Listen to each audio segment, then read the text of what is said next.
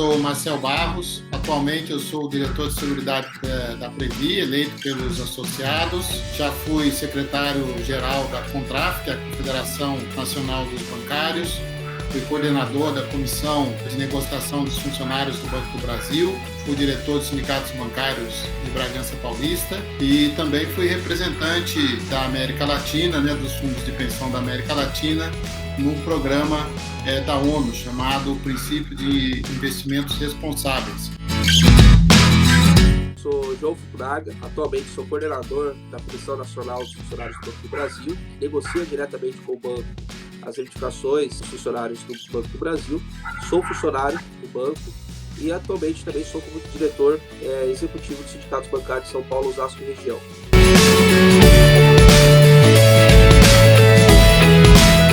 Sobre esse negócio que foi anunciado pelo Banco do Brasil, que é a venda dos direitos de crédito, sobre uma carteira de inadimplência, primeiro vamos entender o que é isso, Então, o Banco do Brasil forneceu crédito, empréstimos a diversos de seus clientes e, devido a diversas razões, uma série desses clientes não pagou a sua dívida. Então, isso forma o que a gente chama de uma carteira de inadimplência, uma carteira de recebíveis. No mercado, essa é uma operação que acontece bastante. Muitas vezes os bancos vendem, eu estou aqui com uma carteira, tenho 1 bi para receber, não tenho condição de trabalhar isso agora, então eu vendo recebedor A, B ou C. Então, é um negócio que acontece e você dá um desconto. Qual é o grande problema que nós estamos verificando nesse anúncio? Como o próprio anúncio diz, é inédito, porque ele tem uma empresa que faz isso, que recebe a dívida dos clientes do Banco do Brasil,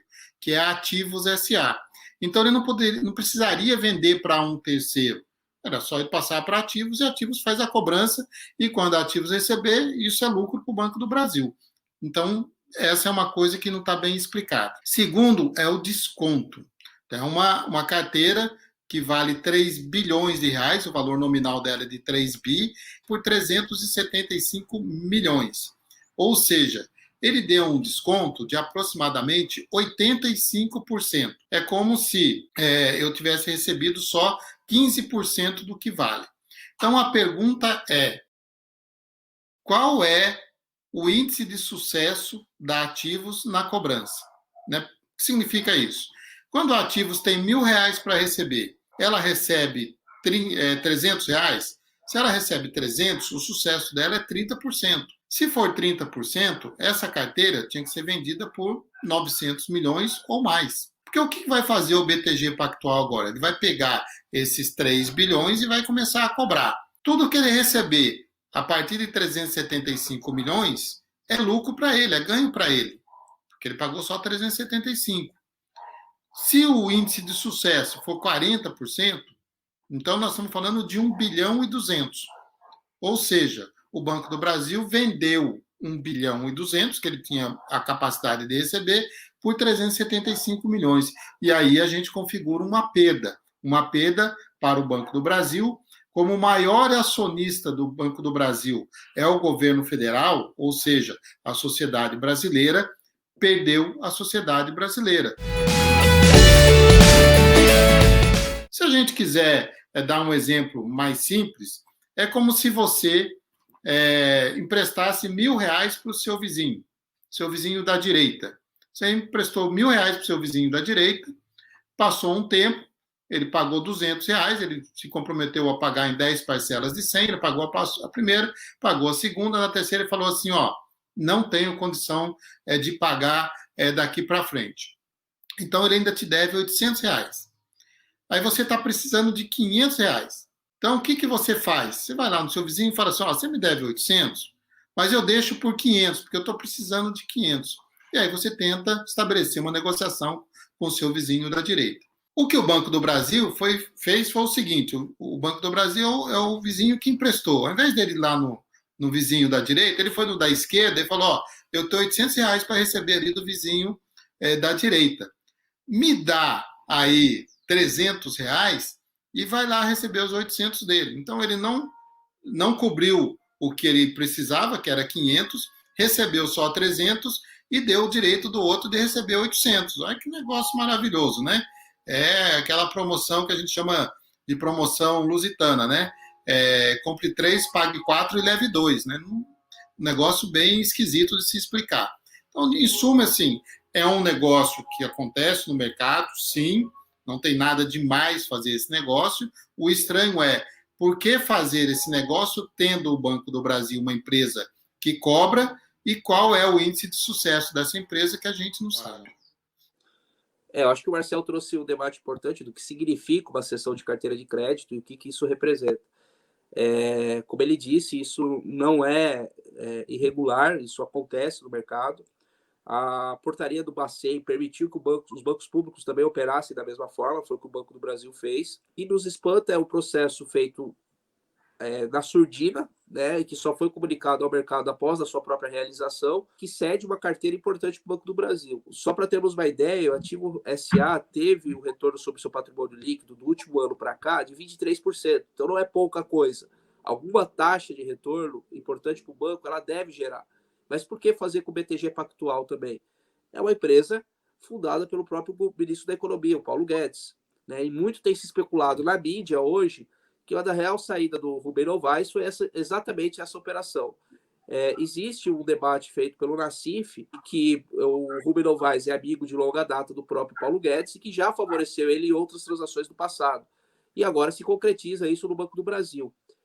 Então, de legal não tem, mas de moral tem tudo. Né? Você está pegando o patrimônio de um banco público, levando para uma empresa privada com deságio muito, muito aquém do que mereceria uma carteira como essa, sendo que você possui uma empresa 100% do Banco do Brasil que já realiza esses processos com, pelo menos, tendo um retorno positivo já no seu balanço de um ano para cá, em termos de 23%. Né? Então, mas é uma empresa que expressivamente traz lucro para o balanço do banco.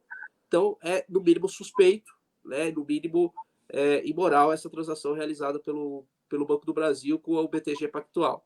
Mas é uma operação que está sendo questionada pelo TCU, está sendo questionada inclusive por deputados federais, como o Glauber Braga, o Cristiano Áureo, vários outros, questionando essa operação do Banco do Brasil e intimando o ex-presidente do Banco do Brasil, o Rubem Novaes, a prestar depoimento na Câmara dos Deputados, como também o ministro da Economia, o Paulo Guedes.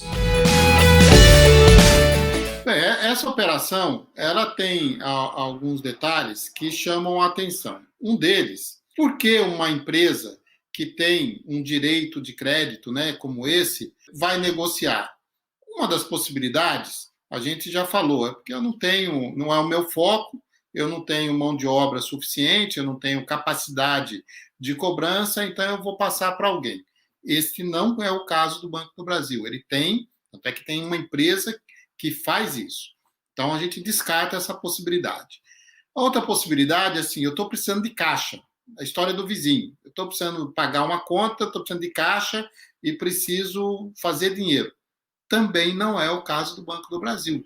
O Banco do Brasil está capitalizado, o sistema financeiro brasileiro está capitalizado em geral. Então, é mais um detalhe que nos chama a atenção, né? De por que fazer esse negócio e nestas condições? São perguntas que precisam ser respondidas em nome da transparência que uma empresa pública como é o Banco do Brasil, uma empresa listada na Bolsa de Valores, na B3, do novo mercado, precisa dar aos seus acionistas. Não é uma coisa simples. Dizer assim, eu fiz porque sim. Não, tem que explicar por que você abre mão de um direito de crédito de 3 bilhões por 375 milhões. Não é isso, João? Eu acho que uma das implicações para o movimento sindical é que nesse momento de ataque que o Banco do Brasil vem passando, seja por falas do ministro da Economia ou da recorrente falta de sanidade do ex-presidente do Banco do Brasil, que o tempo todo difundiu a privatização do banco, esse tipo de operação nos causa espanto, né? E arrepio também, por quê?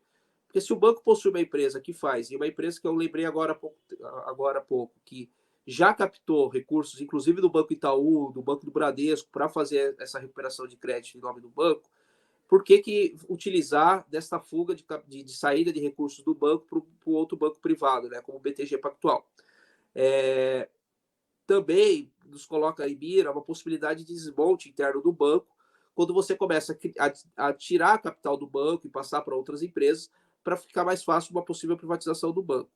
É uma operação, como o Marcel disse, o banco tem toda uma governança corporativa, que foi dito, inclusive pelo próprio presidente do Banco do Brasil, que é uma das mais sólidas e que possui uma carteira de crédito que traz robustez e solidez. É uma empresa, como o Banco do Brasil, deve esclarecimentos pela transparência do novo mercado, pela B3, mas também pela Bolsa de Nova York, no qual é listado, e pelo próprio TCU, que fiscaliza o banco.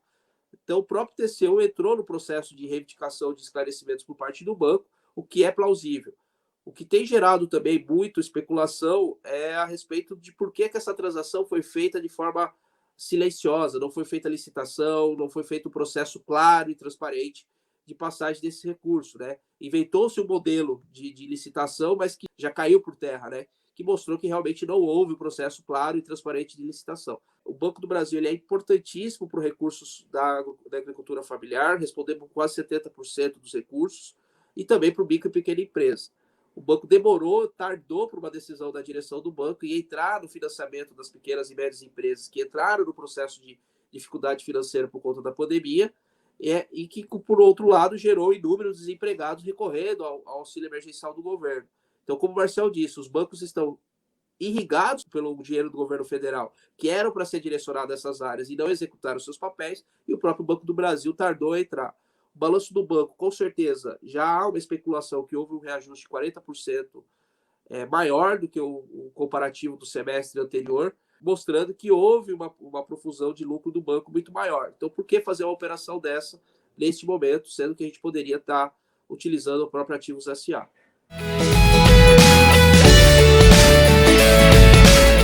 O Paulo Guedes é alguém que veio do mercado, então ele é conhecido como um operador de mercado, trabalhou em bancos, sempre agiu nesse cenário do mercado. Então, não há como negar que alguém reconhecido pelo mercado. A pergunta é, ele foi favorecido? Isso não dá para a gente afirmar. A gente tem que questionar a operação porque ela tem evidências de que traz prejuízo para uma empresa pública. O Paulo Guedes, na condição de ministro da Economia, nós não podemos imputar a ele a responsabilidade pelo negócio. Porque a gente não pode fazer uma coisa que está acontecendo no Brasil constantemente, que é assim, alguém faz uma denúncia a partir de supostas evidências e aí eu condeno a pessoa a priori. Como prevê a nossa Constituição Federal, eu sempre defendo que todo mundo é inocente até prova em contrário. Então, assim, Paulo Guedes é do mercado? É alguém que transita no mercado? Ele é responsável pela operação? Não sei e não afirmaria isso. Paulo Guedes é um homem do mercado? Eu acho que toda a carreira dele foi no mercado, mas eu não vi o ministro da Fazenda que não tenha sido feito a carreira no mercado, né? Até isso é o preceito da economia atuar. Existem diferentes graus, né? Existem diferentes modelos de pauta econômica ou pauta a ser colocada para o desenvolvimento de um país, né? Então, eu vejo hoje o Paulo Guedes ligado muito a uma ideia de ultraliberalismo muito além do que o próprio liberalismo ou o neoliberalismo propõe, que é a destruição, de fato, das garantias sociais e econômicas do país, né, em prol do sistema financista internacional. Então, você destrói os patrimônios, vende a preço de banana para o mercado internacional, haja visto que tem ocorrido com a própria Petrobras, tem sido feito isso o tempo todo, muito aquém do que os recursos de fato valem para o patrimônio nacional. Eu concordo que a gente não deve criar um sistema de perseguição, mas sim a gente deve clamar para que os órgãos oficiais façam uma apuração do que está ocorrendo. Eu acho que o caminho correto, eu acho que bem estabelecido pela Câmara dos Deputados e vários deputados, é exatamente convocar para que se faça esclarecimento, né, perante a Casa do Povo dessas operações, inclusive questionando o motivo delas, né, que não ficou claro pelo Banco do Brasil.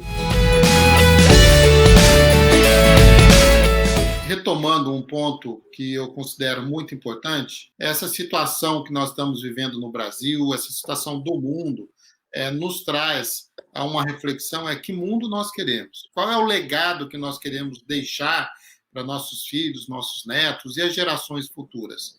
É um mundo em que o mercado é mais importante, em que a matéria, o dinheiro, vale mais do que a vida? Ou nós queremos uma sociedade mais justa, em que todos têm o direito a viver e viver dignamente, viver com dignidade? Eu queria trazer um debate de que indivíduo nós nos tornaremos, indivíduo dentro de uma sociedade ou indivíduo de nós mesmos. Essa ideia difundida aí pelos manuais de administração, economia, ou mesmo as discussões políticas que a gente ouve às vezes, é do eu consigo, eu posso, traz para nós um debate que é nós, individual, podemos fazer tudo, só que nós estamos carregando a roda da fortuna para poucas pessoas, e por isso mesmo nos punindo. É uma coisa que o Marcel coloca, é importante, acho que a gente vive num mundo hoje, e a tecnologia mostrou isso, a pandemia mostrou isso, que nós podemos trabalhar menos e nos exigir menos em prol do lucro de poucos, e que o trabalhador tem peça fundamental e deve ser reconhecido por isso. Para que mundo queremos e que de forma queremos.